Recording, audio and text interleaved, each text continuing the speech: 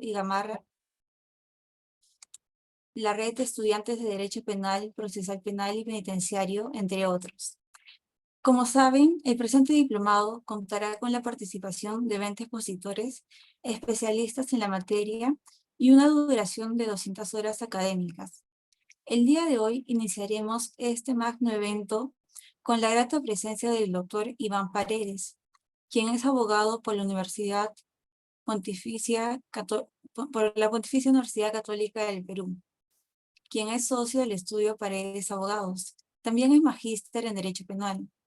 Actualmente es profesor de Derecho Penal, Procesal Penal y Penitenciario en la Universidad Inca Garcilaso de la Vega, en la Universidad UNIFE, entre otras universidades.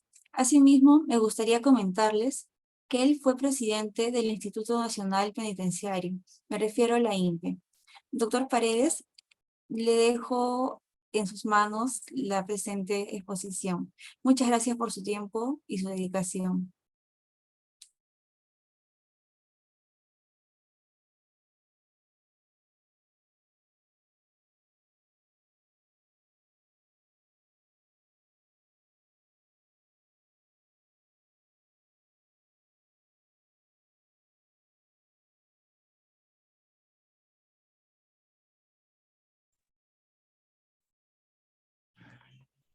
Buenas noches, señores, señoritas, jóvenes estudiantes de Derecho.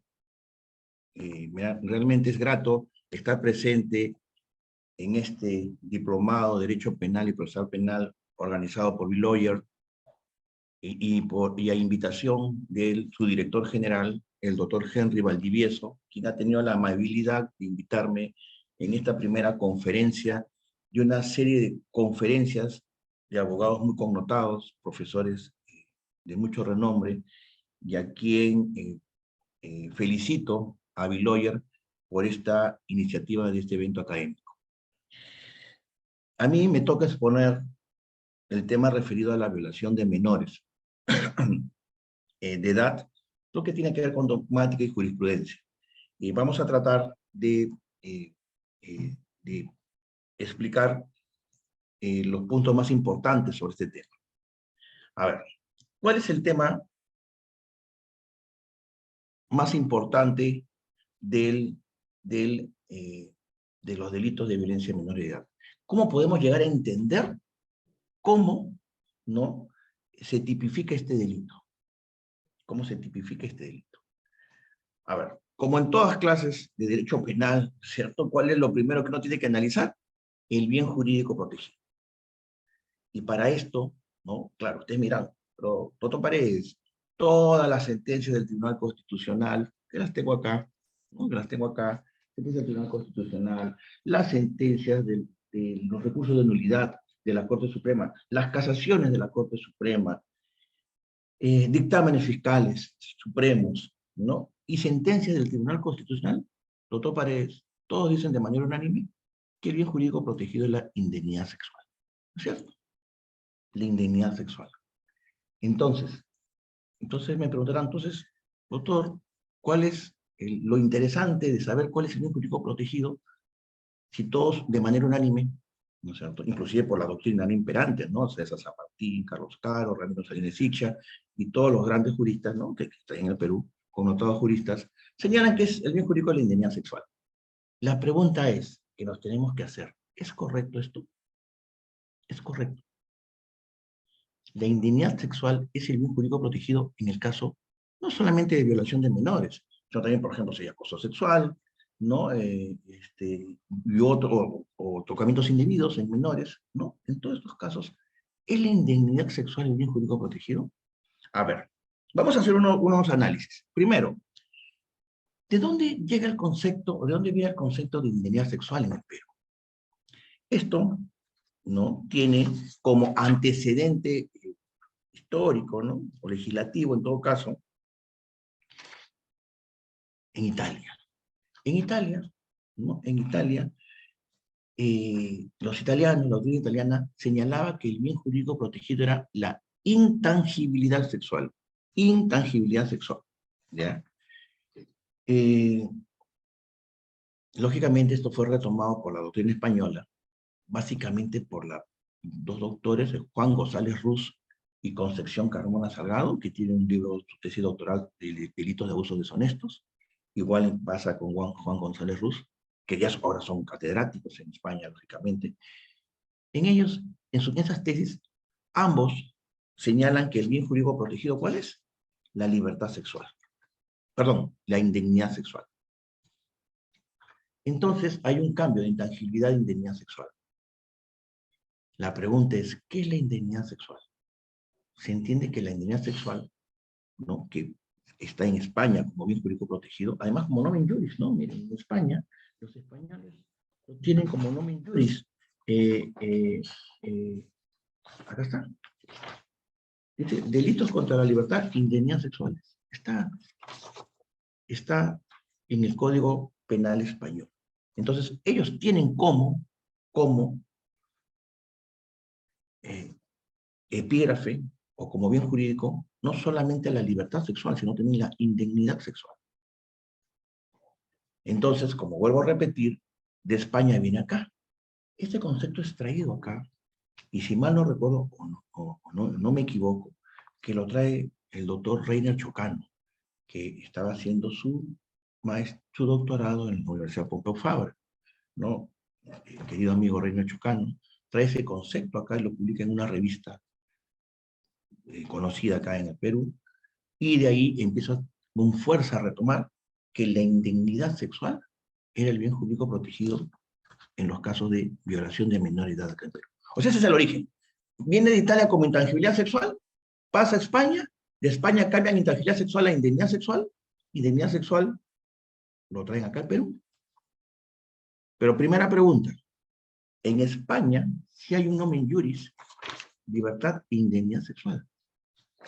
En el Perú, como ustedes saben, disculpen porque estoy un poco con todos, está un poco delicado de salud, hoy día justo, pero definitivamente no puedo dejar de incumplir en este evento académico. ¿Ya? Así que por favor, estoy con un poco de tos, me disculpan.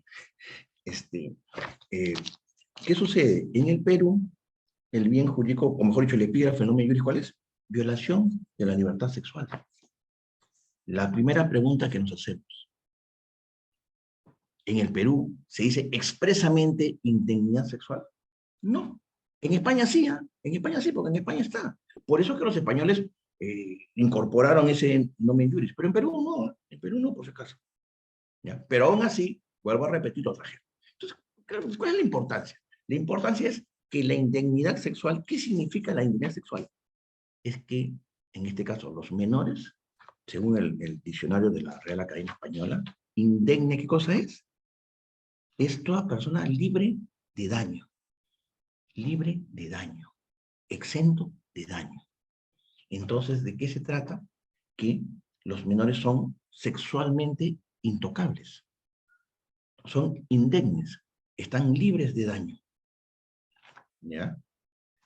Y por eso que se dice que los menores de edad son indemnes, y por eso que el bien jurídico protegido es indemnidad sexual.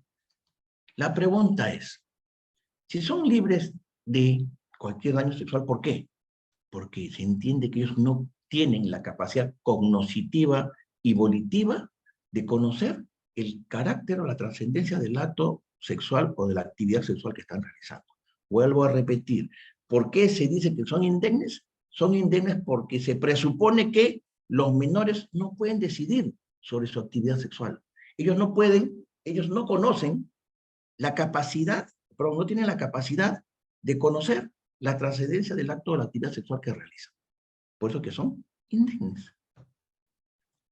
Entonces la pregunta viene, ¿es correcto esto? Los menores no tienen la capacidad de conocer la actividad sexual que están realizando, porque miren, en nuestro código es a los 14 años. O sea, se entiende que a los 14 años cumplidos tienen esa capacidad. Antes de los 14 no lo tienen. Entonces, haciendo una pregunta en voz alta. O sea que yo desde el primer día que nací, ¿no? O el primer día que nacía, el primer día hasta mis 14 años, no tenía esa capacidad. Pero, oh maravilla, cumplo 14 años, sea hombre o sea mujer, y ya tengo esa capacidad. O sea que me la niegan durante mis 14 años y cumplo mis 14 y ese día, por arte de magia, ya tengo capacidad para conocer la actividad sexual que estoy realizando. ¿Es correcto eso? A ver, primero pienso o pensamos que es desconocer totalmente o desvalorar a los menores de edad en el aspecto sexual, en su actividad sexual. Los menores, desde que nacen, en este caso hasta los 14 años, tienen o saben, ¿no?, la capacidad que tienen respecto, en estos casos, por ejemplo, su orientación sexual. Las personas desde que nacemos somos seres sexuados, ¿no? Desde que los niños o jóvenes sufren erecciones, desde el momento en que los menores, los niños, tocan sus órganos sexuales, sus órganos genitales, es porque están reconociendo esa capacidad sexual que tienen. Están usando su derecho. ¿A qué? Su derecho a su actividad sexual. Lo que pasa es que cuando hablan de actividad sexual, todo el mundo cree relaciones sexuales. Falso. Falso. No dice, el menor tiene actividad sexual. No, porque cree que va a tener relaciones sexuales. Eso no. La actividad sexual o el ejercicio de la sexualidad lo tiene uno desde que nace, desde que está en primero de secundaria, tercero de, ¿no?, de primaria. Uno reconoce su sexualidad y va en aumento, va en proceso de formación. Para eso tenemos, ¿no es cierto? Para eso tenemos, ¿qué cosa? Nuestro Código de los Niños y Adolescentes, en su artículo 4, título preliminar, dice: además de los derechos inherentes a la persona humana, el niño y el adolescente gozan de los derechos específicos relacionados con su proceso de desarrollo. Por supuesto que sí. Disculpen, este artículo 4 del título es una preliminar, es una maravilla, porque reconoce que los niños y los adolescentes, hasta los 14, ¿no?, tienen ese derecho relacionado con su proceso de formación. No es que de la noche a la mañana el menor de 14, como le digo, cumple sus 14 y ahora sí tiene esa capacidad. No, desde antes la tiene. Los jóvenes, y si vamos a la criminología, la gran mayoría o gran parte de los jóvenes, sean hombres o mujeres, practican actos de masturbación. Entonces, no podemos desconocer la realidad. Discúlpenme, son hechos, ¿no? Hechos que existen, que se dan en la realidad. Desconocer que el menor no tiene erecciones sería pues ir contra la realidad. Desconocer que los menores no se tocan sus órganos genitales para reconocer su sexualidad también es un error. ¿Por qué decir eso? ¿Por qué negarnos a reconocer que los menores sí tienen ese derecho? ¿A qué? A su libertad sexual, pero acá entendida correctamente, ¿no es cierto? Por ejemplo, aquí está el profesor, acá les voy a leer una cita del profesor alemán Horkheimer, que tiene un libro del año 64, ¿no?, Sexualidad y Crimen, en el cual escriben pues una serie de juristas alemanes muy connotados. Dice: como señala Horkheimer, nos preguntamos si tampoco aquí vamos a honrar por fin a la realidad, reconociendo en lugar de desvalorando y condenando la sexualidad infantil y juvenil. Por supuesto que hay sexualidad infantil y juvenil que hay que reconocerla, incluso con limitaciones y pedanterías legales. Lo que nos molesta y escandaliza es muchas veces el resultado de nuestra intervención y ataque contra rasgos fundamentales comunes de la realidad de la naturaleza humana viva. Lo que yo quiero explicarles a ustedes es que sí, los menores de edad tienen derecho a su sexualidad, porque si no la tuvieran, no se reconocerían ellos. Como les digo, desde que sufren erecciones, se reconocen sus órganos genitales y actos de masturbación. Es de conocer la realidad viva de los jóvenes y adolescentes y menores en su proceso de formación, ¿no?, conforme al artículo 4, título preliminar, que yo no lo he inventado. Está el título preliminar del Código de Niños y Adolescentes. Ya, entonces ahora estoy dando todo. Entonces, ¿usted qué quiere decir? ¿Que los niños no pueden tener relaciones sexuales? Falso. Eso no estoy diciendo. Solamente estoy reconociendo acá, primero, que los niños tienen derecho a su sexualidad. Todos. Porque todos hemos pasado por lo mismo. Niñas y niños hemos pasado por lo mismo. ¿Ya? Entonces, primer punto, Todos tenemos derecho a nuestra sexualidad desde que nacemos hasta que nos morimos. Por supuesto que sí, también cuando uno es anciano tiene derecho a sexualidad, pero de manera diferente, ¿no? Porque ya está en edad adulta, mayor, y es diferente, pero igual la tiene. Igual pasa con los menores o los niños, tienen. Entonces, el primer punto que quiero quedar como conclusión es que si hay un derecho a la sexualidad de los menores, y hay que reconocerlo. Entonces, si hay un derecho que lo tienen desde que nacen, me parece una equivocación decir que cumplidos 14, ahí, como digo, por arte de magia, ya adquirieron esa capacidad. No, la capacidad va en proceso, es un proceso de formación. Primer punto. Segundo punto, el hecho de que uno tenga ese derecho, ¿no?, a ejercer su actividad sexual, ¿no?, no significa, no significa que lo pueda ejercerlo con terceros. Una cosa es el derecho que uno tiene, ¿no?, como persona, que te lo has ganado desde que naces, pues hemos hablado en otras conferencias que la libertad sexual es un derecho fundamental, ¿no? Es un derecho fundamental, y entonces hay que destacar que la ausencia de la capacidad para ejercer un derecho, o sea, si se dicen que hay ausencia de capacidad para ejercer un derecho como este, sexual, no significa que la persona no pueda ser titular. O sea, si yo digo, tú no puedes ejercer tu derecho a la sexualidad con un tercero, está bien, no lo puedes ejercer. Por supuesto que sí, cuando tienes 8 años no se va a permitir nunca tener un derecho a ejercerlo con un tercero. Pero eso no quita que el que no lo puedas ejercer, no significa qué cosa, que seas titular del mismo, ¿no? Ustedes saben, haciendo como una comparación, en el derecho civil, está la capacidad de goce y la capacidad de ejercicio. Uno tiene capacidad de goce cuando es niño, por supuesto. Tiene el derecho, por supuesto, pero lo puede ejercer, ¿no? ¿Cuándo lo va a ejercer? Cuando tenga capacidad de ejercicio. Igual acá, ¿qué señalamos?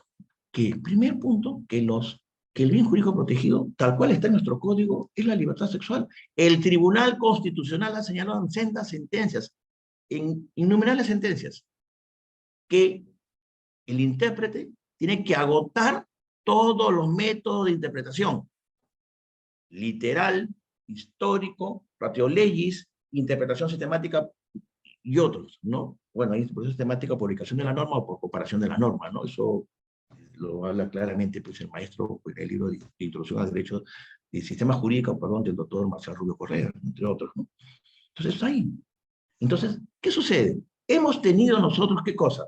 Tenemos un nomen juris, libertad sexual, que hay que interpretarlo ahí. ¿Por qué tenemos? Yo no, lógicamente, no puedo negar que las influencias, no solamente de España y de otros países, es muy importante.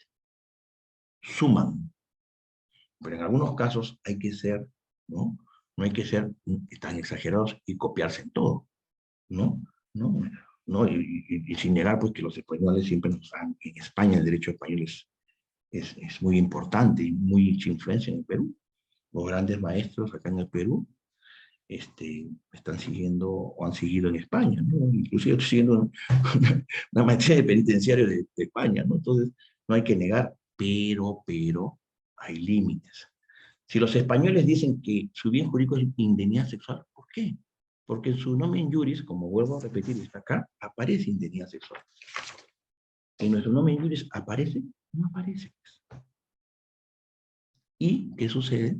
El Tribunal Constitucional, vuelvo a repetir, dice que hay que agotar todos los medios. Entonces, ¿por qué crear un bien jurídico adicional? Les pregunto, ¿el bien jurídico de indemnidad sexual materialmente existe?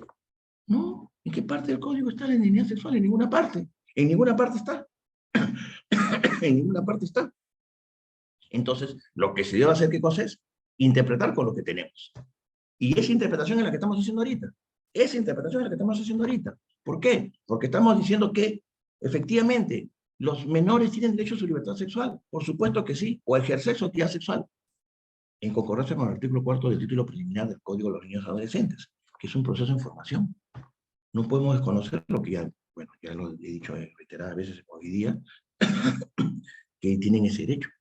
Pero para ejercerlo de respecto de terceros, cambia la cosa. Por eso que les hablaba con el derecho civil, capacidad de goce y capacidad de ejercicio. ¿No es cierto? ¿No?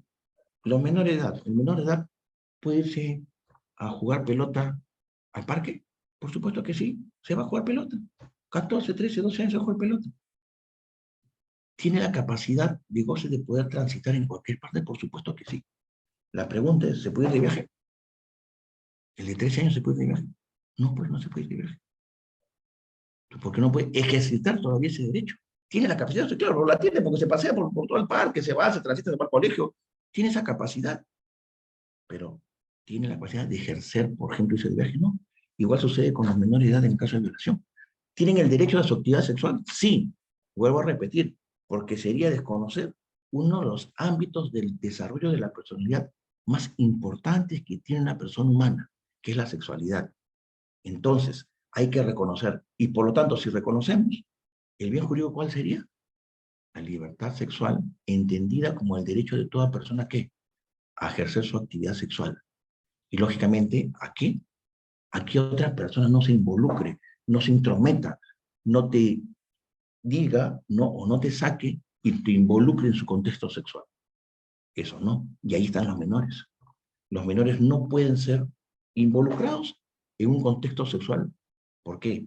Porque son menores de edad. Pero sí hay que reconocer que tienen ese derecho. Entonces, siguiendo los criterios tradicionales, ¿qué es la libertad sexual? Es el derecho que tiene toda persona ¿qué? A ejercer su actividad sexual. Fase positiva, ¿no? Otros le llaman dinámica. ¿Y cuál es la fase negativa o estática? Que también tienen el derecho ¿qué? A no ser involucrados o insertados en una actividad sexual que no desean. Se entiende que los menores de edad están ahí, en esa fase negativa, porque ellos no tienen derecho a que no se les involucre, perdón, no se les involucre en ese contexto sexual de otra persona. Ahí están los menores, ahí están los menores. Entonces, si el Tribunal Constitucional nos ha dicho que hay que entrar todos los métodos de interpretación, ahí está. ¿Para qué crear el término de identidad sexual? Que es reconocido por todos. Bueno, acá tengo, disculpen, acá tengo una lista, larga lista de las casaciones, sentencias del Tribunal Constitucional que señalan, pues, que es la indemnidad sexual, ¿no? Y tal cual se los he señalado. Y justamente, ¿no? Y después voy a pasar a la jurisprudencia, justamente la conferencia es dogmática, estamos en dogmática, y después vamos a pasar a la jurisprudencia, con acuerdos plenarios. Entonces, como les decía, ¿qué otra crítica más se le puede hacer a la indemnidad sexual? Miren, ¿eh? Cuando ocurre secuestro de un menor de edad, 8 años, una persona secuestra a un menor de 8 años, ¿cuál es el bien jurídico protegido? Ahí, ¿cuál es el bien jurídico protegido? La doctrina de manera unánime, la jurisprudencia de manera unánime, y casaciones y todo, ¿qué dicen cuál es el bien jurídico protegido ahí? La libertad personal del menor. ¿Pero qué? Si fuera así, y es circunstancia agravante, por si acaso, ¿eh? Es circunstancia agravante, ¿no? 152, es circunstancia agravante. La pregunta es, ¿alguien ha dicho ahí que como es menor de edad, es la indemnidad personal, la indemnidad de su libertad? ¿Alguien ha dicho? Nadie ha dicho, ¿no? Nadie ha dicho. Uno, si vamos al delito de acoso genérico, ¿no es cierto? Acoso genérico, 151A, dice que forma reiterada, bueno, el tipo básico, y en las agravantes dice, perdón, dice, la víctima es menor de edad. La víctima es menor de edad. ¿Alguien ha dicho que en los casos de acoso se protege la indemnidad del menor? Si vamos a la explotación sexual, que antes estaba dentro de los delitos contra la libertad, ahora los han cambiado a delitos contra la dignidad, no de la persona, de la dignidad humana. Trata de personas, artículo 129A. 129A, trata de personas, formas agravadas. Explotación sexual de menores, 129C. 129D, promoción o favorecimiento de la explotación sexual. 129E, cliente de explotación sexual. 129F, beneficio de explotación sexual, etcétera. Hay todo ahorita hay pornografía infantil. ¿Alguien ha dicho de la doctrina? ¿Hay alguna casación? El TC, los juristas, ¿no? ¿Alguien ha dicho que en esos casos el bien jurídico protegido es la indemnidad del menor? Nadie. Nadie lo ha dicho. Entonces, ¿cómo es posible que para el caso solamente de violación o de tocamientos indebidos se diga que hay cosas? Es la indignidad del menor. En cambio, para todos los demás casos en el cual el menor es agraviado, también con fines sexuales, ¿no? ¿No? ¿No? Como la explotación sexual, la trata de personas. ¿Alguien ha dicho que hay la indignidad? Nadie. O sea que, claro, es que como les digo, ya les expliqué históricamente que viene de ahí, de España, viene de Italia, España y viene acá. Que solamente lo aplicaron para eso. Disculpen, pero siguiendo, pues, ahí sí copiando a los españoles. En conclusión, claro, entonces me dicen ustedes, profesor, pero entonces, doctor Paredes, entonces si usted dice que es derecho al derecho a la libertad sexual, entendida como usted nos está dando el concepto ahora, entonces, ¿qué significa? Que uno tiene, ellos, los menores tienen ese derecho, porque hay que reconocerlos. Disculpen, hay que dejar discúlpenme el término hipocresías, de decir que los menores no tienen, sí lo tienen. Todos los que estamos acá hemos pasado por lo mismo. Todos. Entonces sí tenemos ese derecho, y lo hemos tenido. Bueno, ya no, porque ya tengo más edad, pero lo he tenido. Entonces hay que reconocerlo. Entonces nada, discúlpeme, nada que indemnidad sexual, nada de esos conceptos españoles o de otros países, ¿no? Que muy bien pueden ser resueltos acá, pero en este caso creo que no se debe aplicar. ¿Ya? Y además, ¿por qué? Porque miren, ¿no? Miren, y para terminar esta parte dogmática vamos a pasar a la jurisprudencia, ¿no?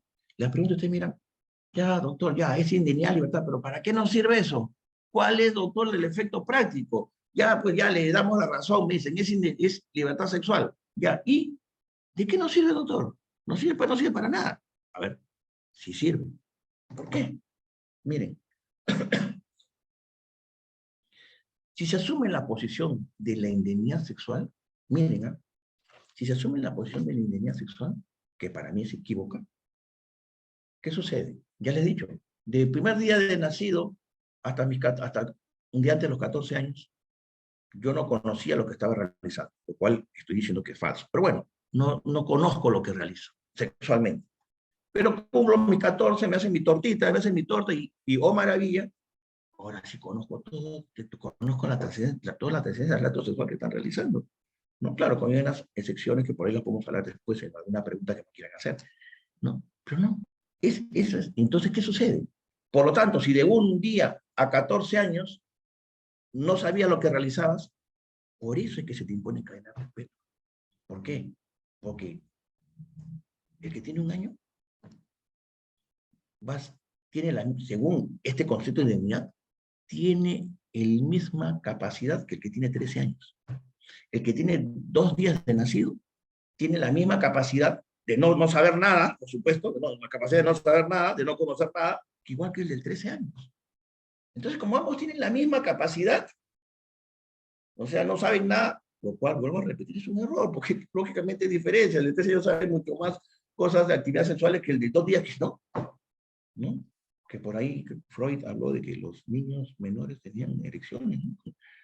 Los recién nacidos, dicen, ¿no? Pero bueno, entonces, miren, entonces por eso, ¿qué cadena perpetua? Pues ahí está la explicación. ¿Por qué cadena perpetua? Porque todos son iguales. El de 2 días de nacido no sabe lo que realiza la actividad sexual. En cambio, igual que el de 13 años, que tampoco lo sabe. Por lo tanto, cadena perpetua para todos. Esa es la consecuencia práctica del tema. Como ya, toda una media hora acá explicándome, ya pues es libertad sexual, pero ¿en qué nos sirve? Nos sirve en eso. Porque si seguimos la teoría de la indemnidad sexual, todos van con cadena perpetua. ¿Y por qué todos? Porque el de 2 días no sabe nada de sexo, como al igual el de 13 años que no sabe nada de sexo. ¿No? 13 años, 9 meses, ¿no? 31 días, no 30 días. Justo el de 14, y justo el día 14 ya empieza a saber todo. O por lo menos ya gran parte de todo. ¿Ya? Entonces, ¿por qué se le impone cadena perpetua? Por eso.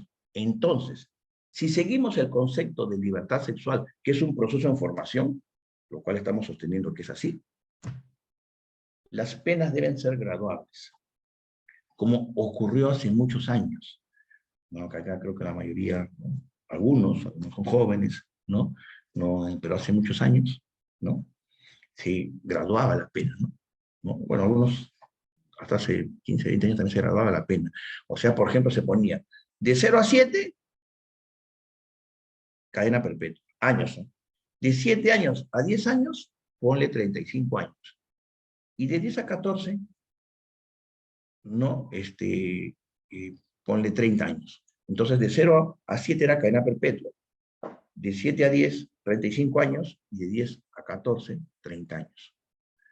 ¿Por qué? Porque ahí yo entiendo que sí, que debería haber una graduación. ¿Por qué?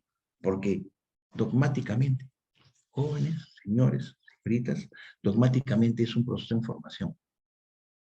Decir lo contrario es que ninguno, todos ustedes que están acá, incluido yo, sería desconocer que hemos tenido ámbitos de la sexualidad cuando éramos menores de edad. Y eso creo, jóvenes, o señores, doctores, eso es falso. Ya, ahora bien, esa es la consecuencia práctica. Esa es la consecuencia práctica, ¿no? Graduación, si es libertad sexual, proceso de formación, o perpetua, si es que es inmediata, ¿no? Por eso que... Ahora, un poco de estadísticas, ¿no? Eso es en lo que es dogmático, violación de menor. Falta hablar acá de los medios comisivos, ¿no? Vamos a hablar, ¿no?, de un rato, pero quiero seguir con este tema. También es cierto que los violadores de la violación de menores está creciendo, está creciendo. En otras, también los he dicho, en otros sitios, ¿no? Estaba antes en, acá tengo las estadísticas, por caso, ¿no? En el 2018, ¿no? Ya ocupa el segundo lugar, después del robo agravado, ¿no es cierto? Hay 8.000 presos. Ustedes saben que históricamente siempre el delito, que siempre estaba pues en primer lugar, por decirlo así, ¿no? Porque decir que un delito está en primer lugar es pues un poco, ¿no? Trasciende lo sarcástico también, ¿no? Pero en segundo lugar, la violación de menores, que antes estaba cuarto, tercero, ahora está en segundo, está creciendo, ¿no? Entonces la pregunta es, claro, a todos nos han puesto ahorita, está en 2018, ya estaba con cadena perpetua en ese año. La pregunta es, ¿la cadena perpetua que se interpone, se combate el delito? ¿Se combate? ¿No? Hasta estamos subiendo, con cadena perpetua igual seguimos subiendo. Entonces la pregunta ¿es correcto esto? ¿No? Como lo dice el doctor, gran magistrado, el doctor Víctor Prado Saldarriaga, ¿no?, en su libro Las consecuencias jurídicas del delito. Él nos dice, la política criminal del Perú, la política criminal en el Perú, no utiliza la pena en última ratio, sino como la única ratio. Ustedes saben que la última ratio es un principio, ¿no?, fundamental del derecho penal, ¿no?, que se deriva pues del principio, ¿no?, de mínima intervención, ¿no?, conjuntamente con el carácter fragmentario del derecho penal. Entonces, se piensa o se cree que elevando las penas solamente vamos a vencer, a combatir a la violación de menores de edad. Totalmente falso, pues, totalmente falso. O sea, por más que le metan cadena perpetua, ¿no?, como lo han hecho, porque antes, como digo, estaba graduado, ¿se va a vencer a la violación de menores? No, no se va a vencer. Y ustedes ven las estadísticas, la gran cantidad de violación de menores de edad, no saben dónde se dan, jóvenes, no sean doctores, señoras, señoritas, no saben dónde se dan. Se dan en la familia, se dan en la casa. Está creciendo la violación de menores en las casas, con los tíos, con el tío, con el primo hermano, con el sobrino, no con el padrastro, hasta con el papá. Ahí está. Entonces la pregunta es, ¿que le vamos a poner cadena perpetua y que con soluciona el problema? No, acá está, las estadísticas no nos engañan. No se vence a la violación de menores, no se la vence con las penas, como dice el maestro Prado Saldarriaga. Es la única ratio, porque acá en el Perú creemos que la única solución para combatir los delitos, ¿qué cosa es? O combatir la delincuencia, ¿cuál es? Elevando las penas. Acá no, no. Inclusive están pasando me parece una publicidad espectacular en los canales de televisión, están pasando, ¿no? Por eso que le estoy tocando este tema. Y dice claramente lo que le estoy diciendo, ¿no? Y me parece de muy, muy buen tino pasar ese tipo de publicidad, en la que se señala y dice, tengan cuidado, el agresor de los menores está en tu casa, está en tu familia. Entonces, ¿qué significa esto? Que tenemos que cuidar Más allá con las cadenas perpetuas, que cuidar, prevenir a los menores, no dejarlos solos, no que vete al parque solo. Ah, estás en el cine, vente, ándate al baño solo.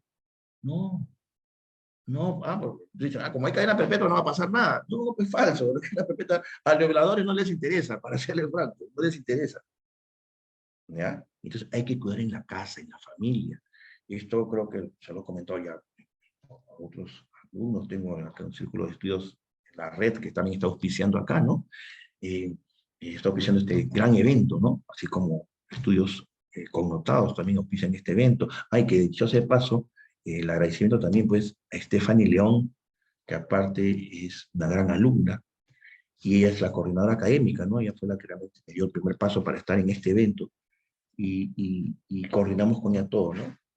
Había omitido de darle las gracias a Stephanie León. Pero bueno, entonces, esto tenemos que solucionarlo ¿dónde? Primero, prevención en la casa. No, y les comentaba, y bueno, un día yo era presidente de un jurado de un caso, porque antes eran expedientes, ¿no? Penal y civil, ¿no? Y resulta que el caso lo veo, me queda atónito. ¿Qué resultaba el caso, no? Bueno, expuso su caso, pero ¿el caso qué era? En el expediente que vio. El expediente que ¿cuál era? Que estaban dos parejas, estaban viendo televisión, ¿no? Dos parejas, o sea, perdón, una pareja, dos personas, enamorado con la enamorada. Y resulta que el enamorado le dice, oye, mi amor, anda, sírveme un té, ¿no es cierto? Pues párame un té que hace frío, no sé qué tal. Y la enamorada, pues bien acomedida, va, pues ya mi amor, no te preocupes, voy a hacer tu tecito, ¿no? Y se va a hacer su tecito, creo que no se va a hacer después, mientras calienta, ¿no? Bueno, en esa época había tetera, ¿no? La tetera, todo esto, ¿no? Y cuando regresa, ¿qué resulta? Que su hermanita de 8 años, si mal no recuerdo, había sido violada por el enamorado. ¿Por qué? Porque en ese interín que se fue a ver el té, ¿no es cierto? Y que el enamorado supuestamente era una maravilla de persona, entra la hermanita menor de 8 años, que estaba con un buzo, perdón, que estaba con un buzo, y en ese momento que se fue a hacer el té enamorada, le baja el buzo y ocurre el acto sexual, ¿no? Entonces, me ha quedado grabado a mí siempre ese caso, ¿no? ¿Es por qué? Porque, como le vuelvo a repetir, y de acuerdo a la publicidad que está saliendo ahorita, yo soy esa publicidad que estoy comprando de que el agresor está en tu casa, está en tu familia, no, eso está saliendo, he visto ayer en la publicidad, me parece muy bien. Entonces, hay que prevenir, hay que prevenir, la cadena perpetua no lo es todo, ¿no? No lo es todo, porque igual los violadores siguen cometiendo delitos, ¿no? Pero bueno, eso ya es otra historia, la finalidad de la pena. Pero acá hay que prevenir, no hay que confiarse que el tío, que es gran maravilla, que el tío es lo máximo, que mi primo es casi como mi hermano. No, no, que mi prima, que mi tío, que mi sobrino. No, buenísima gente, él nos acompaña, siempre me ha cuidado. Sí, pues a ti te habrá cuidado, pero a ver pues, si cuida al menor. Chicos, hay que prevenir, ¿ya? Entonces, quería darle ese dato, ¿no? Para decirles que me parece que la cadena perpetua no es la única solución, como señala Prado Saldaña. A ver, siguiendo con este tema, vamos a ver acuerdos plenarios, ¿no? Para terminar este evento dogmática, ¿no? En dogmática solamente me faltaría, ¿no? Terminar este tema, perdón, antes de entrar a la jurisprudencia, solamente algunos temas vinculados al tema de la violación. A ver, ustedes saben pues que también hay tocamientos indebidos, ¿no es cierto? Hay tocamientos indebidos, también de menores de edad. ¿Se entiende que hay también que se protege supuestamente la doctrina, la jurisprudencia, la intimidad sexual? Ahí sostengo que también se protege, se debería proteger, ¿qué cosa? La libertad sexual conforme a nuestro código, no hay que inventar bienes jurídicos nuevos. Pero miren, el acoso sexual, el famoso acoso sexual, que tiene relación, ¿no? Porque miren, hay gradaciones, perdón.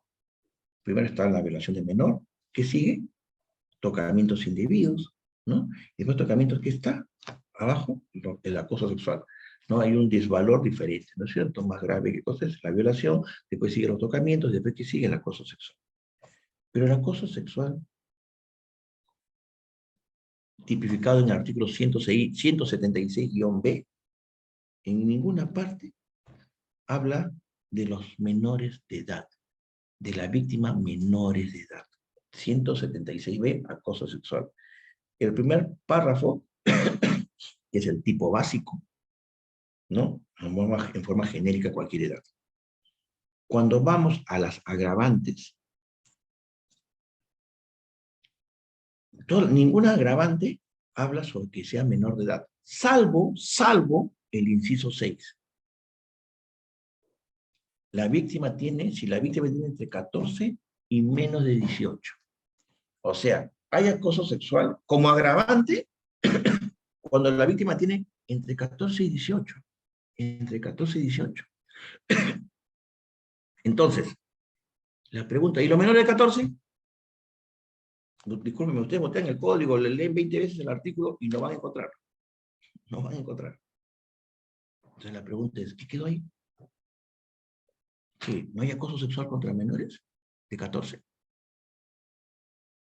Pero si hay agravante entre 14 y 18, o sea, esto como ocurrió hace muchos años cuando subieron la edad también, ¿no? De la víctima de 14 subieron a 18 años, pero acá es agravante entre 14 y menos de 18. ¿Y los menores de 14, dónde están? No lo van a encontrar, ¿eh? No lo van a encontrar porque no hay. ¿Ya? A ver. Chantaje sexual. 176C. ¿No? Miren, en acoso sexual la pena es de 3 a 5 y el chantaje es de 2 a 4. Pero, como pueden ver acá, en el 177 formas agravadas, o sea, en el tipo penal de chantaje sexual, no hay ninguna referencia a un menor de edad. No hay ninguna referencia. No hay ninguna. ¿No? No hay ninguna. Entonces, podríamos decir que hay atipicidad, igual en el acoso, ¿no? Esto porque tiene que ver mucho con el tema de la edad, ¿no? Y la famosa indemnidad, ¿no? Entonces, acá también no quedaría típica la conducta, salvo pues que la tipifiquen como acoso genérico, ¿no? Porque en el acoso genérico sí hay, como le dije a ustedes, por eso les puse el ejemplo, en el 151 acoso, el cuarto párrafo, inciso 1, sí habla cuando la víctima es menor de edad. O sea, en el acoso sexual genérico sí hay circunstancias agravantes para menor de edad. Pero yo no sé, a veces como los legisladores que tratan de proteger a veces a los menores, ¿cómo es posible que acá hayan omitido, tanto en el acoso sexual como en el chantaje sexual, los menores de edad? O sea que un profesor de un colegio no puede acosar a una menor de 13 años. Un profesor de un colegio no puede hacer chantaje sexual con las notas, por ejemplo, a la, al menor de edad. O él, no cualquiera, no interesa. ¿Se puede o no se puede? Bueno, según acá no está, ¿no? Entonces, yo no entiendo a veces por qué abordan tanto el tema sexual, ¿no? Porque ni siquiera lo pone. ¿No? O sea, hay que proteger a los menores, ¿no? Y no está, no está, no está. Pero ni siquiera de,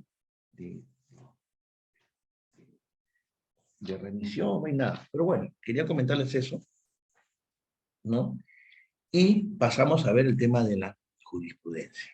Miren, como les dije, existe harta jurisprudencia sobre el tema de la indemnidad. Pero que miren, hubo una casación 335-2015 del Santa. Acá está. Una sentencia de casación, ¿no?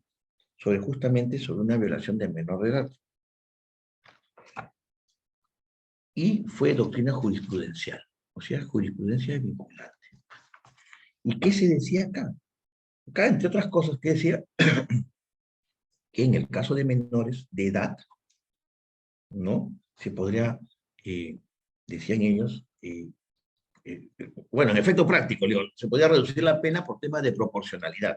y hacen una evaluación completa del principio de proporcionalidad, ¿no? Del principio de proporcionalidad, en todos sus extremos lo analizan, ¿no? Los subprincipios de necesidad, y el de proporcionalidad, y el de idoneidad, todo eso lo analizan. Y dicen, bueno, que pueden aplicarse esta proporcionalidad y se puede rebajar la pena. Y miren acá dicen, ¿no?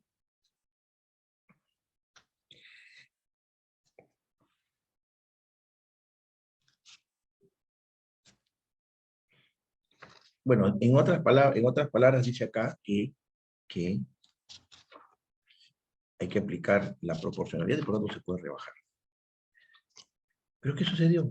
Fue muy criticado. Fue muy criticado porque se podía rebajar la pena. Bueno, también pues era un poco escandaloso. ¿No?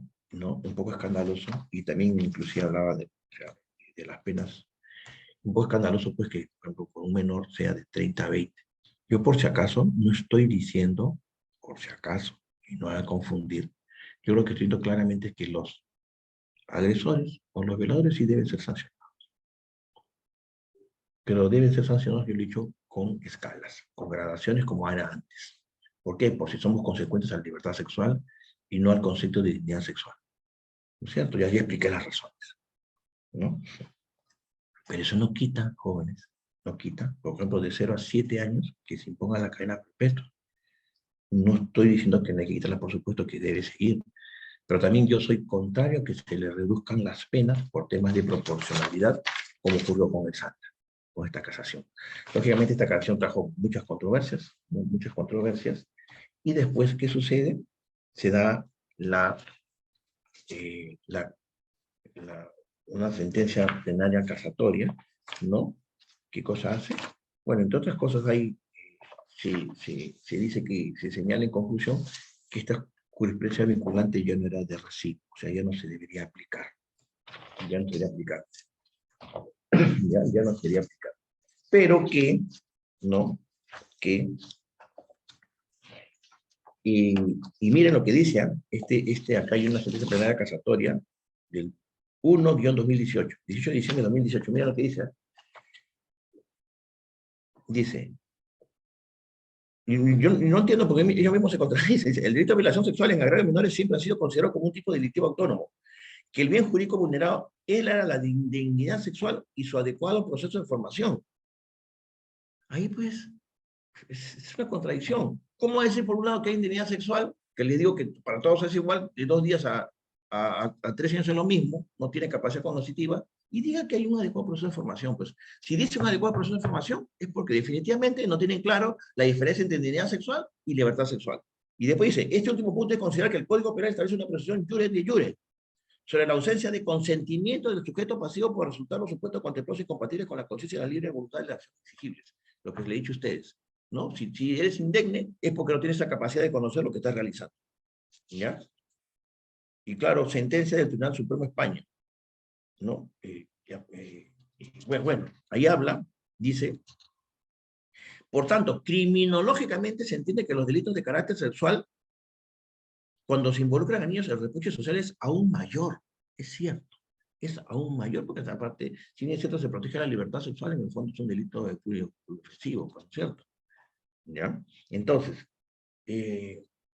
bueno, hace todo un análisis esta sentencia plenaria, ¿no es cierto? Dicen acá, y miren lo que dice, las niñas y los niños no han concluido aún su crecimiento y desarrollo neurológico, psicológico, social y físico. Y aun cuando el río corresponde a los niños de ambos sexos, la violencia suele tener un componente de género. Ellos están reconociendo. Es un proceso en crecimiento. Entonces, ¿cómo puede ser que la indemnidad sexual es contrario a la indemnidad sexual? Y acá, justamente es donde dejan sin efecto la casación de Guadalajara. ¿Pero por qué la dejan sin efecto? Porque ellos hacen alusión a ¿qué? A la proporcionalidad. Yo pienso sí, que si los de la casación del Santa hubieran hecho de repente un análisis más pormenorizado, señalando esto que estamos hablando acá, que la indignidad sexual no debería ser el bien jurídico protegido, ¿no? la casación del Santa sería, me parece, acorde con lo que señala acá. Pero lamentablemente la casación del Santa, de Saque nomás tiene un error, de Saquia, de la casación del Santa, si bien es cierto que proporcionalidad y todas esas cosas, dice, decimocuarto, fundamento decimocuarto, la criminalización del acceso carnal con menor de 13 años busca proteger el bien jurídico denominado indemnidad sexual. Ya, pues de ahí, como se dice, de ahí empiezan sus análisis, ya la casación quedó sin piso, ¿no? Porque los del Santa que han querido, lógicamente, reconocer que se puede reducir, ya hablan de la proporcionalidad y otras más, y otros principios más. ¿Cómo va a reducir la pena si estamos diciendo que la indemnidad sexual no es con la indemnidad sexual no puedes rebajar penas? En cambio, sí puedes graduar penas con el concepto de libertad sexual, como los he señalado. Entonces acá, como se de Sanque, ya comete un error, pues ¿cómo es que es la indemnidad sexual? Si la indemnidad sexual, todos por igual, todos no tienen la capacidad cognitiva a esa edad. Pero bueno, en conclusión, deja acá, ¿no? Al final, declaran, ¿no? Dejan sin efecto el carácter vinculante de la del Santa, ¿no? De la del Santa. La dejan sin efecto. Ya la dejan sin efecto. ¿Ya? Y bueno, acá también hablan mucho, y lo dice expresamente esta sentencia plenaria casatoria, que es la que última, que está en vigencia, por decirlo así, ¿no? La 1 de 2018, señala expresamente que el consentimiento es a partir de los 14 años en materia sexual. Pero eso sí, dice acá, y lo leo, ¿no? En el fundamento 27, la diferencia etaria en edades entre la víctima y el victimario debe asumirse con el cuidado y prudencia debida, así como los posibles vínculos sentimentales entramos en razón de la vulnerabilidad de que se encuentran los niños y las niñas. ¿Ya? Efectivamente, si decimos que a partir de los 14, en buena cuenta, con consentimiento, lógicamente, pueden realizar los actos sexuales que yo desee, ¿no? Al final puede ser con cualquier persona mayor, ¿eh? Si tienen 14 años o 15, puede ser con una persona de 20, 30 años. Pero, que dice esta sentencia plenaria, muy acertadamente, hay que ver la diferencia etaria entre la víctima y el victimario. Y por eso debe asumirse con el cuidado y prudencia debida. Tampoco lo niega. O sea, si un menor de 15, ¿no? Bueno, un poco exagerando el tema, de 15 años, 16 años, quiere tener una actividad sexual con una persona mayor de 30, 27 años, en principio la debe tener. La puede tener, no que la debe, pero la puede tener, siempre y cuando sea con consentimiento. Y además tomando en cuenta lo que dice esta sentencia plenaria. Hay que asumirse con cuidado y la prudencia debida si es que ha habido un vínculo sentimental con estas personas, ¿no es cierto? No, claro, pero eso ya sería otro delito. Si la persona se prevale de sus vínculos sentimentales, perdón, vínculos familiares, o un vínculo de subordinación de la víctima, eso para empezar ya no es violación. ¿Eh? Ya no es violación. Eso en España le denominan estupro por prevalimiento. Acá en Perú le llamamos abuso sexual, ¿no? Abuso sexual, y que se encuentra en el artículo 174, violación de personas bajo autoridad o vigilancia o abuso sexual de personas bajo vigilancia. Pero bueno, ese es otro tema que no corresponde hablar acá, pero de cual también tengo bueno, otras ideas diferentes a esas, ¿no? Pero bueno, entonces, en conclusión, ¿no? Que quede claro, en conclusión, para terminar ya esta ponencia, que quede claro en conclusión que sostenemos que el bien jurídico, ¿cuál es? Es la libertad sexual, entendida como lo hemos señalado, ¿no? ¿No? Y, y más no la indemnidad sexual por todos los motivos fundamentos que hemos expuesto. 1. 2. Debería, en consecuencia, si seguimos los lineamientos del derecho a la libertad sexual que tiene toda persona desde que nace hasta los 14 años, en este caso, ¿no? En este caso, la pena debería ser por escalas, como ha sido, como siempre fue hace mucho tiempo, ¿no? En el gobierno también del gobierno, bueno, que le llamaron revolucionario de la Fuerza Armada, ¿no? También en esa época también era así, bueno, después se puso cadena perpetua, bueno. Pero en sí, graduar de 0 a 7, 7 a 10 y de 10 a 14. ¿No? Porque, como hemos dicho, es un proceso de formación, ¿no? Tercero, Tercera conclusión, que sí hay que poner cadena perpetua, ¿no es cierto? ¿No? ¿No? Pero que, y penas graves, sí, penas graves, porque los menores, pues todo el daño que le causa a un menor, ¿no? ¿No? Pero, no hay que pensar nosotros y ustedes como vos y que son parte de una familia, pensar que la única manera de combatir esta violación de menores es con la dichosa cadena perpetua o con las penas. Eso es totalmente falso. Nosotros tenemos que recurrir a nuestros propios mecanismos, cuidar a sus menores, o al primo, al vecino, tener cuidado, padres, ¿no? Que dejan a sus hijos, hoy vete al baño solo. Creo que ya lo comentó en otras oportunidades, ¿no? Me fui al Jockey Plaza a ver una película, y resulta que me quiero ir al baño, me voy al baño, y resulta que veo pues un alboroto. ¿Y qué resulta? Digo, ¿qué pasa? Digo, al serenado. La gente quería entrar al baño. No, es que había un niño que parece, me dice que hay una persona que lo ha querido violar al menor. Y digo, ¿y el menor y sus papás? No, todavía no llega. Me dice, oye, pero todo el escándalo, claro, porque el menor se puso a gritar. Y los padres, me imagino que estaban viendo la película bien tranquilos, ¿no es cierto? Bien tranquilos. Y lo dejaron al hijo que se vaya solo al baño. ¿No es cierto? Yo que hay plaza todavía, ¿no? Imagínense. Entonces, eso es una tercera cosa, conclusión, ya no recuerdo, es que no solamente con la cadena perpetua u otras penas muy gravosas, vamos a solucionar esta violación de menor de edad que está en aumento. Está en aumento. ¿Ya? Y, bueno, por último, nuevamente agradecerle pues a Henry Valdivieso, ¿no? Director de Beloyer, y también a Stephanie León, coordinadora académica de la mencionada institución Beloyer. Gracias, y por favor, estoy acá para que ustedes me pregunten lo que deseen. Y estoy acá justamente para tomarnos el tiempo y conversar con ustedes sobre estos temas. Gracias.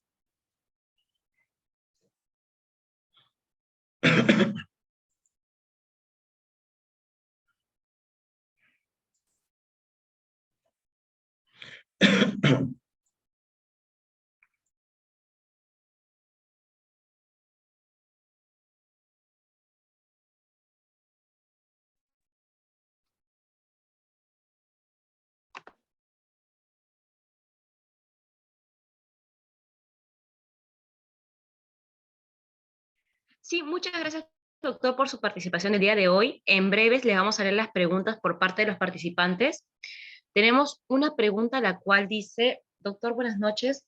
¿Cómo debería entenderse el consentimiento de manera prudente y razonable en la casación que citó? Miren, este tema no solamente de violación de menores, sino cualquier tema de violación, se soluciona siempre, y muy gracias por la pregunta, ¿no? Quiero explicar un poco lo que es el consentimiento, ¿no? Y después responder a la pregunta. Yo creo que respondería mal a la pregunta si es que no explico esto antes, ¿no? A ver, miren, todo el tema de la violación de menores, tocamientos indebidos, seducción, que ahora se llama, que dice abuso mediante engaño, acoso sexual, todos esos temas, chantaje sexual, todos esos temas se ven o se solucionan con un tema básico, o base, no que es básico, es base. ¿Cuál?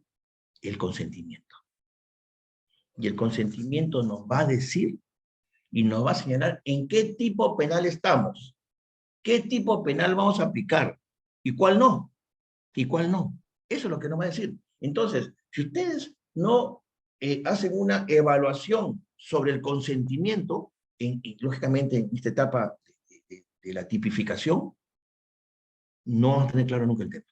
Nunca. ¿Ya? Nunca. A ver, miren.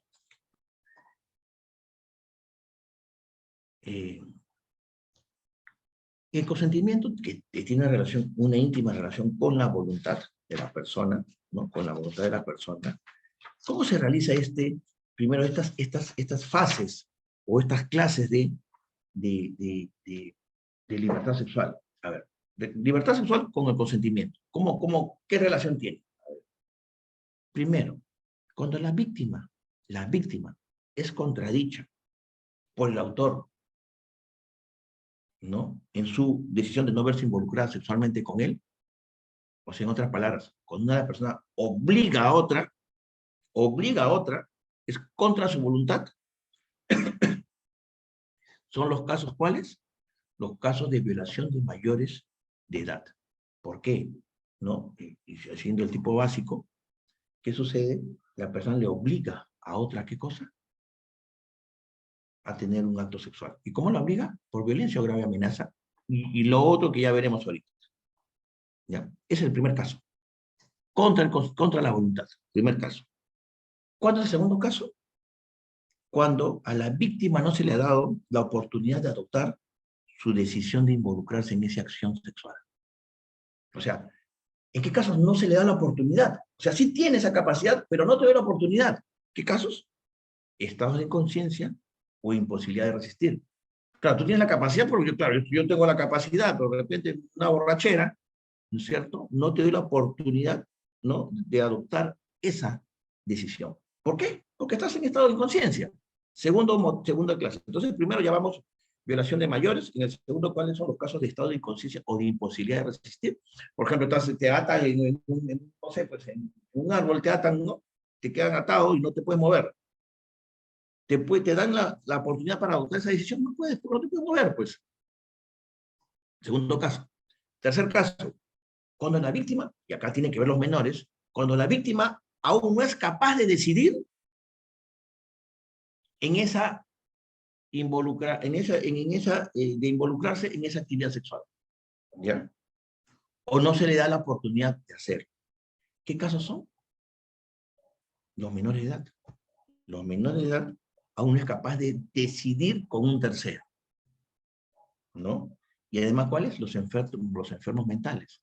Los enfermos mentales no tienen esa capacidad de decidir, según nuestra legislación, ¿no?, para tomar esa decisión. Entonces, hay tres casos. Uno es contra su voluntad, otro es no se le da la oportunidad de adoptar, y el otro, ¿cuál es? Que no tiene esa capacidad para decidir.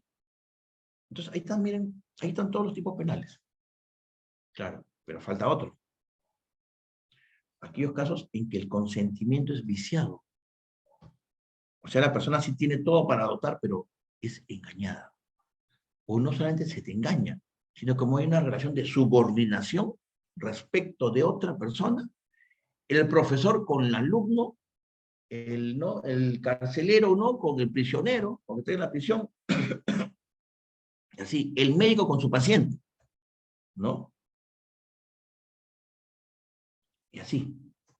Entonces, en esos casos, la voluntad, ¿hay voluntad? No hay voluntad, sí hay voluntad, ¿no? Puede manifestar su voluntad, pero esa voluntad que está viciada. Está viciada. Entonces, miren, hay dos casos, dos extremos, ¿no?, o dos partes totalmente diferenciadas. En la primera es el consentimiento, ¿no es cierto?, ¿no es cierto?, inválido. ¿Cuál es? Cuando está contra tu voluntad, menores de edad, estados de inconsciencia, estados de imposibilidad de resistir y enfermos mentales. ¿Y la otra cuál es? Los casos en que sí das tu voluntad, sí das tu consentimiento, pero está viciado. ¿Y cómo está viciado? ¿Por engaño o por una relación de subordinación? Lo que en España se denomina prevalimiento. Entonces son diferentes. Y ahí está la solución del tema. Y ahí está. Y bueno, ahorita la conferencia no ha sido para hablar de la violación de mayores, pero ahí hay un problemón, pues, con el tema de violación de mayores de edad, cuando solamente para no dejarlo en el tapete, ¿no?, pero para que sepan cuál es el problemón que hay.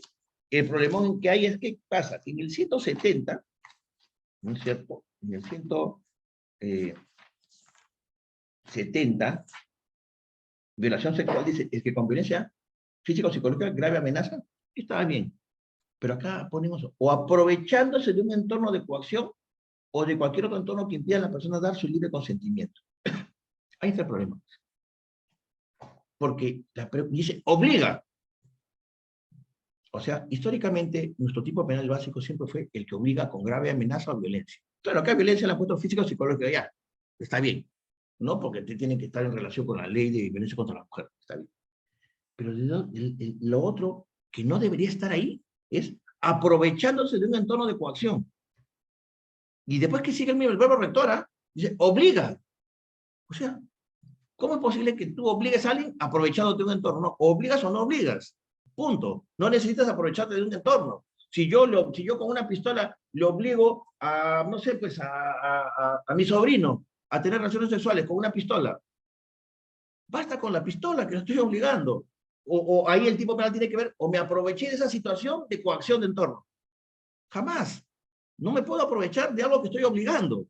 Si le pongo una pistola no me interesa, o no interesa si yo me aprovecho, soy tío, soy primo, soy el sobrino, soy el papá, soy el sacerdote, soy el profesor, no interesa. Porque le tengo la pistola. Entonces, ¿cómo es posible que esa parte, bueno, solamente la dejo ahí porque no voy a hablar todo el tema, porque es media hora más, y cómo es posible que esa parte la hayan puesto ahí, cuando esa parte, esos supuestos típicos, ¿no? De aprovechando el entorno, no te obligan. No te obligan. Y por eso, en cambio, si utilizas violencia o grave amenaza con una pistola, basta con la pistola. O sea, yo no puedo basta con la pistola, no necesito ser papá o mamá o tío o sobrino, no necesito ni padre, ni sacerdote, ni profesor, ni nada. Porque ya tengo la pistola, estoy amenazando. ¿Ya? Entonces, esa parte, lógicamente lo dejo al tapete para que lo puedan discutir. Eso, por ejemplo, es un gran error, porque los que han hecho esa parte del código no saben la diferencia o no se han puesto claramente a delimitar entre el consentimiento este que le digo que contra su voluntad estado de inconsciencia y el otro que es viciado.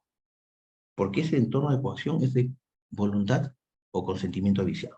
Entonces, para responder a tu pregunta, solamente quería entrar eso para que puedan saber las grandes diferencias. Y eso son materias de tesis, porque unos jóvenes, ¿no? El tema de tesis es básico para la, ¿no? Por ejemplo, claro, también el análisis probatorio también es difícil. Ya, ¿qué pasa? La pregunta que me dijo, que me propuso el alumno era, claro, no es que haya un consentimiento menor o mayor, el consentimiento es o no es, salvo que sea viciado, salvo que te haya engañado. ¿Mm? Claro, ese también es otra historia, que tampoco no me voy a especificar más, que es el tema de la seducción, que no, más llamada seducción, antes se llamaba seducción, ahora se llama abuso sexual por engaño. La pregunta es, ¿tú puedes engañar a otra persona a tener relaciones sexuales? En España se permite, pero nuestro tipo acá y nuestra jurisprudencia vinculante es muy estrecha. Pero bueno, eso podría hablar, o sea, otro día, fíjese, hay que leer, es un tema muy importante el tema de la seducción, que prácticamente quedó descriminalizado ahorita, pero bueno, eso es. Entonces, no es que haya un consentimiento, o hay un consentimiento contra tu consentimiento, o que no se da oportunidad, y otro es el consentimiento viciado. No es que haya un mayor o menor. No, en el otro das tu consentimiento, pero crees que das tu consentimiento, pero estás en un error. ¿Por qué? Producto del engaño o producto de la relación de subordinación. Entonces, no es que haya, como les digo, un consentimiento mayor o menor. ¿No? O es contra, o es sin oportunidad, o es viciado por engaño o por relación de subordinación. ¿Ya? Lo que yo dije fue que lo que dice la sentencia plenaria acá, y que creo que por ahí fue la pregunta, es la diferencia etaria entre la víctima y el victimario debe asumirse con cuidado y la prudencia debida. Claro. Así como los posibles vínculos sentimentales entramos en razón a la vulnerabilidad de que se encuentran los niños y las niñas. Claro. ¿Qué quiere decir ello? Que el hecho de ser mayor de edad, como le digo, no es delito tener actividad sexual con una persona mayor de edad, siempre y cuando ella también tenga, en este caso, mayor de 14. Si tiene menos de 14, por supuesto que es delito. Si tiene más de 14, lo que hay que saber es, ¿no? Para saber, y ahí está el error también, creo, de esta sentencia plenaria, es que efectivamente cuando es mayor de 14, sí tienes que tener en cuenta qué relación sexual tienes con una persona de 40 años y con un joven de 15 años o una joven de 15. Por supuesto que puede haber una relación de subordinación, porque el hombre mayor tiene mayor experiencia que una, porque sigue capacidad jurídica, sigue siendo una menor para efectos del Código Civil, sigue siendo menor. Entonces, claro, pero eso ya no es violación. ¿Ahí qué cosa es? Es lo que señalan los españoles, el estupro por prevalimiento. ¿Ya? Y que acá en Perú sería, como les digo, eso que leyeron antes, del 170, aprovechándose de un entorno. Pero como vuelvo a repetir, está mal ubicado. No debe estar ahí, sino debe estar en otro tipo penal, o en todo caso en abuso sexual, en el 174, que mencioné hace unos momentos. Sí, por favor, gracias. ¿Alguna otra pregunta? Sí, la siguiente dice así. Buenas noches, doctor. ¿Cuáles serían las estrategias que deberían realizar los padres de familia para prevenir la violación sexual? Claro, acá, lo que pasa es que los padres, ¿no? Claro, tampoco no hay que pasear. Pienso que los padres, y todos juntos, ¿no? Todos, hay que estar pendientes mucho de los menores. Con quién se queda, con quién se deja, y no hay que pensar, pues, que como ya estamos ¿no? Eh, en en el siglo XXI, todas las cosas se están modificando, no son los de hace 20 años. Ahora, hace 20 años, 30 años también habían violaciones de menores, ¿ah? El tío, el abuelo, ¿no? Que llegaban, por supuesto que habían violaciones y tocamientos, por supuesto que lo había. Lo que pasa es que en esa época, pues, se quedan callados. Recuerden que la situación de vulnerabilidad de la mujer o de los menores, ¿no? Es quedarse callado, quedarse callado. Por eso que hay una ley de violencia contra la mujer y la violencia familiar, justamente para que las personas no se queden calladas, ¿no? Y se respeten sus derechos y no haya pues revictimización, ¿no? Porque lo primero que hacían, iba el menor a esto, así, ¿no? Pero de repente te lo has provocado a tu tío. No, pero es menor de edad, no, tú te has provocado, pero ¿qué te ponías? ¿Qué salía así? Saliste, ¿no? Medio semidesnudo. Claro, pero dígame qué menor de 11, 10, 8, 7 años alguna vez ha caminado semidesnudo en su casa. ¿Ah? Ustedes también, ¿no? Hasta fotos tienen, ¿no es cierto? Entonces, claro, pero eso hay que preservar. Ya no estamos hace, bueno, como digo, hace también pasaba lo mismo. Lo que pasa es que esto no se hablaba con tanta crudeza como de repente estamos hablando ahorita, ¿no? Pero efectivamente hay que cuidar, hay que prevenir. No hay que el padre o la madre tienen que ese deber, ¿no? Deber de garante, de cuidar y preservar a sus menores. Y no dejando pues alegremente a que hagan todo, ¿no? Y los padres lo dejen ahí alegremente sin cuidado alguno. Entonces, por eso que en la familia hay que cuidar, hay que preservar a sus menores, ¿no? ¿Para qué? Para que para el día en que puedan elegir con quién tener relaciones sexuales o con quién tocarse sencillamente, no solamente de actividad sexual, sino con tocarse, lo elijan bien, ¿no? Elijan conforme ellos quieran, conforme a su orientación sexual, ¿no? Porque acá ya sabemos que el derecho penal en una sociedad pluralista no te impone una determinada moral. ¿Qué cosa lo que hace una sociedad pluralista y un Estado social y democrático de derecho? Que converjan todas las opciones morales, como nos enseña nuestra propia Constitución Política del Perú. Sí, otra pregunta si hay. Sí, aquí hay una que fue muy controversial en la época de Beto Ortiz, y es así. ¿Qué pasa si un adulto homosexual obliga a que un menor varón de 10 años lo penetre? Ese caso es violación sexual de menor de edad.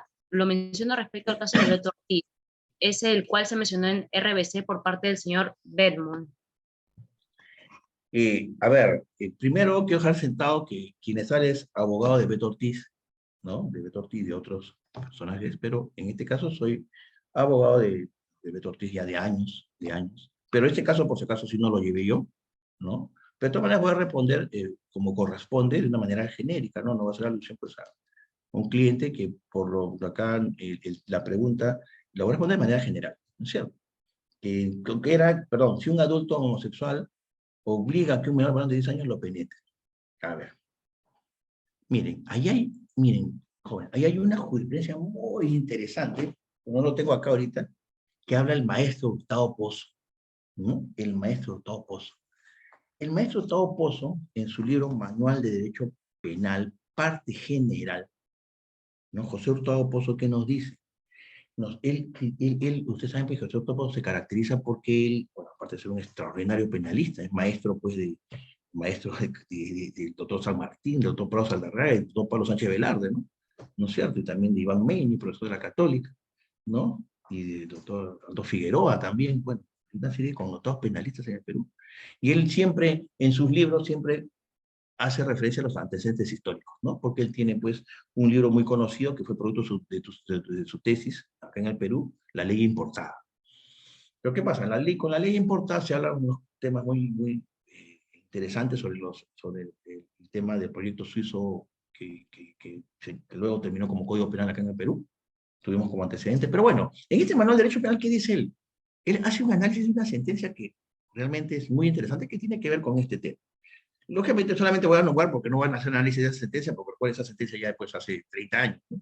Pero solamente ahí la pregunta, ¿cuál era? ¿Cuál era? ¿Cuál era? ¿No?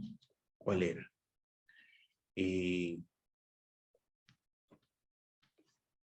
ese caso, para responder después a la pregunta del joven que nos ha preguntado, ahí la pregunta, ahí ¿qué pasa? Un mayor de edad había sido sujeto, ¿no?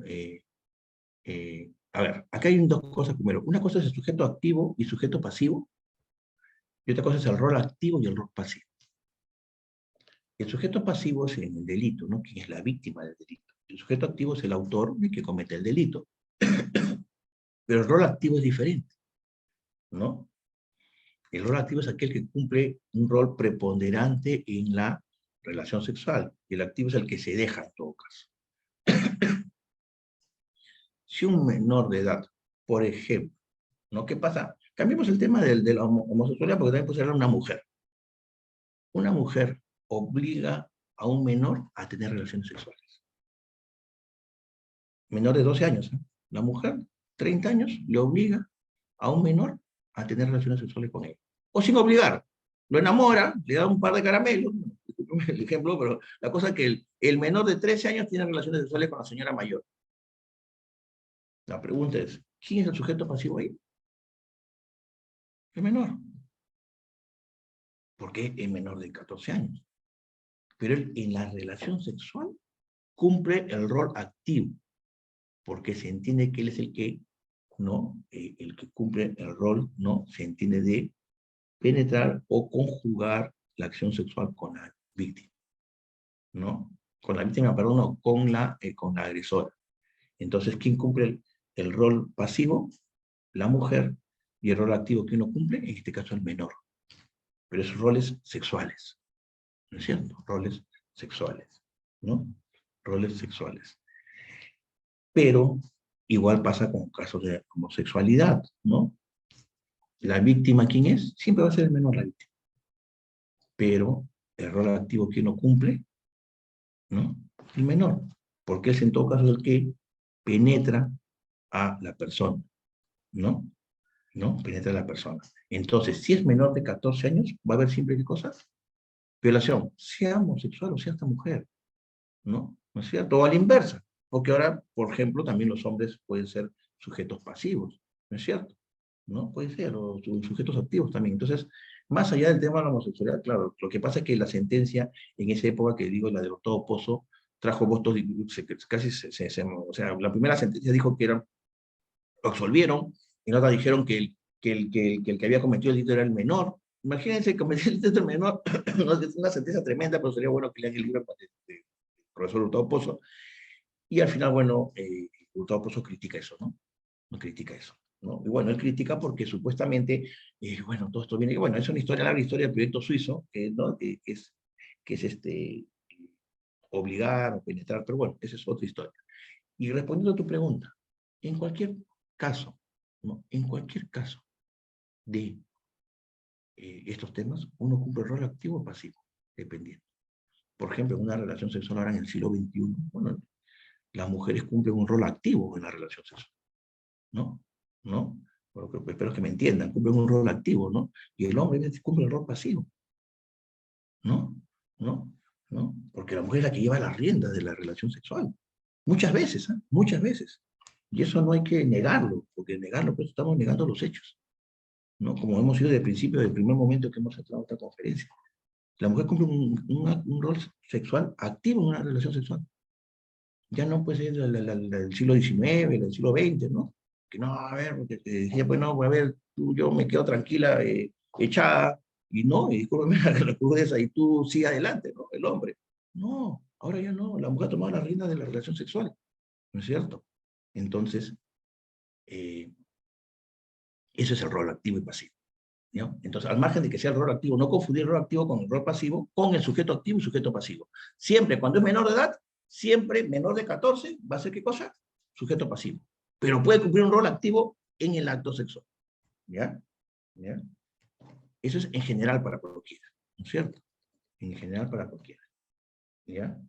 Sí, por favor, otra pregunta. Sí, doctor. La última pregunta dice así. Doctor, respecto a su ponencia de la gradualidad de pena, entiendo que se tiene más conocimiento sobre la sexualidad mientras más años tengas. Por ejemplo, un preadolescente es obvio. Sin embargo, en la violación se entiende que no se otorga el consentimiento, va en contra de la voluntad de la persona. ¿Por qué debería ser menor la pena si el delito es el mismo? Solo por la edad, que sea más grande un niño no quiere decir que no sufra lo mismo que uno más pequeño. Si pudiera explicarlo, se lo agradecería mucho. Esa vendría a ser la pregunta. Ya, muchas gracias. A ver, lo que hay que decir acá es que, a ver, definitivamente, a ver, hemos dicho que es un proceso de formación. El derecho a la libertad es un proceso de formación. ¿No es cierto? Cada uno tiene diferentes. Cuando nace, se puede tener elecciones, pero no van a ser las elecciones, pues, que tiene una persona de 13 años, 14 o 15, definitivamente. Los niños de 5 o 7 años se paran, ¿no? Tocando sus órganos genitales. Eso es algo lógico. Te imagino, ustedes han visto a sus sobrinitos, eso se tocan. Las niñas, los niños se tocan. Claro, claro, eso después cuando ya son más grandes y se empieza a tocar, ya puede llegar a la masturbación, ¿no? Pero o sea, cada uno tiene un proceso de formación. O sea, el derecho, este libertad sexual es un proceso de formación. Lo dice el artículo 4, por si acaso no lo digo yo, lo dice todos los niños adolescentes que reconocen. ¿No es cierto? Ya. Entonces, ¿qué sucede? Si bien es cierto, eh, es un proceso de formación, ¿no? ¿No? Lo que yo estoy diciendo, no estoy diciendo que tienen menos derechos o no, sino que se entiende que, ¿no? Se entiende que el niño de 2 días de nacido, ¿no? A diferencia del de 13 a 14 años por cumplir, ¿no? Este de 13 años tiene mayor conocimiento del acto sexual o de la actividad sexual, ¿no es cierto? Por eso que lo único que estoy diciendo yo es que a partir de los 14, ¿no? Ya tienen ese conocimiento, pero sería, y ahí hay una contradicción de los que tienen identidad sexual, sería inoficioso, sería contradictorio, mejor dicho, decir pues que de un día para otro adquiriste tu capacidad sexual, pues para poder ejercerla, ¿no? Porque es un proceso de formación. Y además, decir que tú tienes que estar libre de daño, ¿no? ¿Qué presupone? Que no conoces lo que estás realizando. Y eso, como vuelvo a repetir, tiene sus fases. Cada uno va aprendiendo, lógicamente, claro, cada persona es diferente, en ese proceso en formación. Lo que yo estoy diciendo es que la graduabilidad, ¿cómo ocurrió? O sea, la gradualidad tampoco no es, chicos jóvenes, perdón, no es invento mío, o sea, no, yo no estoy diciendo que es mi invento, ¿no? Que que yo lo estoy diciendo, no, no, no. Esto viene de hace años, del siglo XX, ¿no? Siglo XX, ¿no? Y bueno, no he querido hacer una recopilación de todas las leyes que hay, pero en el año 70, 60, había graduabilidad, ¿no? Y vuelvo a repetir, o sea, no es nada novedoso lo mío, por si acaso. Adecuando todo esto, tratando de explicar que había graduabilidad. ¿Por qué? Porque de 0 a 7 años se entiende, según los legisladores, que en esa época tienen menos conocimiento de lo sexual que realizan respecto de los de 7 y 10 y de 10 a 14. Y eso es lo que estoy diciendo. Yo no, y por si acaso también no vayan a creer que, o sea, acá si hay que sancionar, se sanciona bien. Pero si somos consecuentes con lo que no solamente proponemos, sino lo dice el código, ¿no? Pues el código dice que es proceso de información, ¿no? Es proceso de información. Y tenemos ese derecho. El derecho a la libertad sexual, como vos repetís, es un derecho que uno tiene desde que nace. Por eso que hay que hacer una comparación entre la capacidad de goce en el civil con la capacidad de ejercicio. ¿No es cierto? Tú tienes la capacidad de goce para cuando eres menor de poder transitar donde tú quieres. Pero a ver, ¿te puedes ir de viaje? No te puedes ir de viaje. Porque no tienes esa capacidad de ejercicio para decidir. Lo va a decidir quién, tus padres. Igual acá. El derecho lo tienes. El derecho lo tienes. Pero recién lo vas a poder ejercitar con terceros, porque al realizar un acto de masturbación tú lo estás realizando contigo mismo. ¿No es cierto? Contigo mismo. ¿No? Entonces, ese derecho lo tienes. ¿Estás ejerciendo la identidad sexual o no? Por su desconocer. Y claro, criminológicamente dicen, criminológicamente, y pueden ver las estadísticas, que todos en algún momento, todas las personas en algún momento de su vida, o la gran mayoría, por lo menos alguna vez se han masturbado siendo jóvenes, ¿no? O un gran porcentaje, el 80% por ahí usted los estadísticas. Entonces, desconocer eso, estamos desconociendo que uno sí tiene su derecho. Entonces sí, o sea, pretender decir que no tenemos ese derecho cuando sí los jóvenes se masturban, ¿no? O reconocen su orientación sexual, ¿no es cierto? Porque la pueden reconocer. Justamente ahí está el problema. Porque si dice que no tiene esa capacidad libre de daño, entonces, ¿cómo podemos aceptar que los niños de 13 años, 12 años, su orientación sexual no puede ser homosexual, transexual o cualquier otras estas, ¿no? Orientaciones sexuales? Sería negarlo. Sería negarlo. Porque justamente lo negamos con orientación sexual porque no tienen esa capacidad, dicen. Claro, o sea, ¿qué? El niño tiene que sufrir, si supongamos que sea homosexual, tiene que sufrir los 13 12 años para no reconocerlos, porque decimos que no tienen esa capacidad para saber lo que están realizando. Por supuesto que sí la tienen. Y lógicamente hay que explicárselos. El concepto de identidad me parece, realmente un concepto de identidad me parece un concepto moralizador. Y por si acaso también les digo, esto de la identidad sexual es característica, por si acaso tampoco, no crean que yo he descubierto América, tampoco. Esto pueden leer al doctor José Luis Díaz Ripollés, que tiene varios libros sobre este tema. José Luis Díaz Ripollés, que hizo su tesis doctoral y tiene un libro de exhibicionismo, pornografía y conductas sexuales provocadoras. Tiene el derecho al penal ante el sexo. También tiene el libro de la protección de la libertad sexual. Tiene eso, ¿no es cierto? Y ahí pueden notar profuso lo que yo estoy diciendo, lo estoy tratando de aplicarlo acá al derecho, pues ya desde hace muchos años vengo, no, bueno, no tantos años, pero vengo sosteniendo esto, ¿no? Y también está el Nicolás Oxman, y hay diversos profesores de ese tema, ¿no? Entonces, yo creo que, y justamente Díaz Ripollés, que habla mucho de los aspectos moralizadores, pretender ese concepto de identidad sexual es pretender desconocer, ¿no es cierto?, e imponer una moral sexual a los menores, porque no lo ven de ese lado. O sea, si dice que está libre de daño, entonces ¿qué? No se le puede hacer nada, no, ellos no pueden reconocer su orientación sexual, no lo pueden reconocer. En cambio, si tienen ese derecho, sí lo tienen. De acuerdo a su edad lo van a formar y va a ser su orientación sexual, si ellos tienen una orientación sexual a los 13, 12 años, sea bisexual, sea heterosexual, ¿no? Tienen esa facultad de reconocerlo, por eso tienen ese derecho. Si eras indemne, no tienes ese derecho. Entonces, ¿cómo vas a reconocer a un menor de edad su orientación sexual? Por eso es que hay muchos jóvenes de esa edad que tienen otras orientaciones sexuales, ¿no? Que sufren mucho, porque la gente no lo reconoce, ni los padres siquiera tratan de reconocerlo, porque no tienen ese derecho, porque son indemnes. No sean malos, pues. No, ya creo que esto estamos en el siglo XXI y hay que reconocer, ¿no? Porque definitivamente estos menores sufren, ¿no? Tienen daño psicológico y todo lo que pueden pasar. Y bueno, ustedes ya están, creo que saben más de esos temas, ¿no? De los daños psicológicos que se puede causar a un menor por no decirle que no tiene derecho a su orientación sexual desde muy pequeño. ¿Ya? ¿Alguna pregunta más? Sí, doctor, de parte de Biloy le agradecemos que respondió todas las preguntas, como el tema tan importante que se tocó el día de hoy, que es la violación de menores, que vemos en el país, que lamentablemente es terrible. Gracias por desarrollarlo y responder las preguntas de todos los participantes. De parte del equipo de Biloyer, le extendemos nuestra gratitud y esperamos contar con usted en próximos eventos académicos. Muchas gracias por el día de hoy, doctor. Muchas gracias, May. Muchas gracias a ti, Tatiana, a Stephanie, al doctor Henry Valdivieso. Gracias y felicitaciones por este evento académico y que sigan los éxitos a Biloyer. Muchas gracias, doctor. Nos estamos viendo. Muy buenas noches. Muchas gracias, asistentes, por el día de hoy. Gracias. Nos estamos viendo.